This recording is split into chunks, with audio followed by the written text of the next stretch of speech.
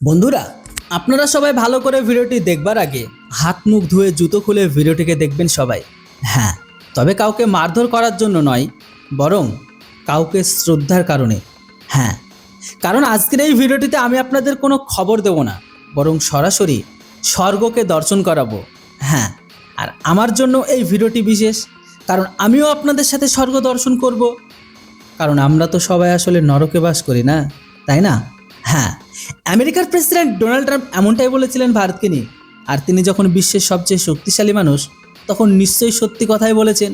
তো চলুন স্বর্গ দর্শন করে নেওয়া যাক। সবার আগে প্রথমে আপনারা স্ক্রিনে দেখুন, ইনি হচ্ছে স্বর্গের বসে থাকা আমেরিকার প্রেসিডেন্ট ডোনাল্ড ট্রাম্প, যিনি খাওয়া দাওয়া উপভোগ করছিলেন।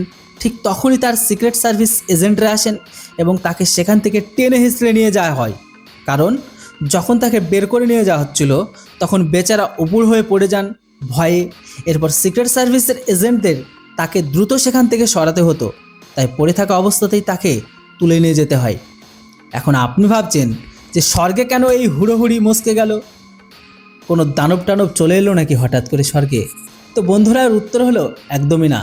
কারণ ট্রাম্পের মতো দানব তো আমরা যারা নরকে বাস করি, তিনি তো স্বর্গে বসবাসকারী মানুষ না, তাই সেখানে মানুষদেরই তো স্বর্গবাসী বলা হবে, তাই না? হ্যাঁ, একদমই স্বর্গবাসী। যাই হোক, সেই স্বর্গের একজন লোক ছিল, অর্থাৎ আমেরিকায় 31 বছর বয়সী একজন শিক্ষক, যে ভিডিও গেম ডেভেলপার, যে গ্রেপ্তার হয়েছে। সে ট্রাম্পের এই হিলটন হোটেলের ভেতরে ঢুকে গুলি চালানো শুরু করেছিল।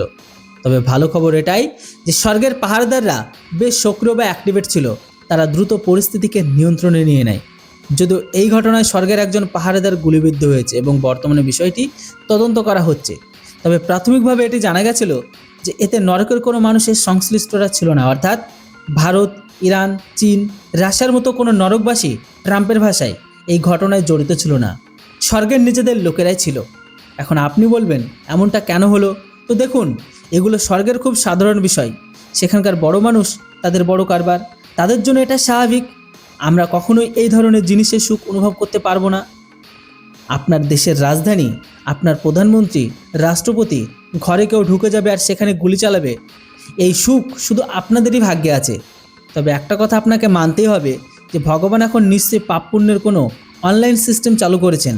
আগে কারো কর্মের ফল পেতে হলে অনেক বছর সময় লাগতো, কিন্তু এখন যা হচ্ছে তা আপনি আপনার চারপাশেও দেখতে পাবেন।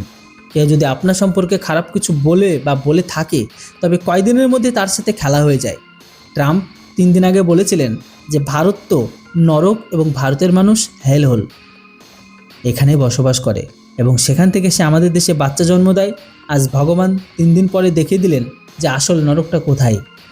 তবে আজ আপনি আমাকে জানান যে এই মডার্ন স্বর্গ আপনার কেমন লাগলো? পুরো পৃথিবী আজ দেখলো আসল স্বর্গ, আর স্বর্গের মানুষের সাথে কি হয় সেটাও দেখতে পেল। এর উপর আপনাদের কি মতামত সেটা অবশ্যই কমেন্ট বক্সে লিখে জানাতে কেউ ভুলবেন না।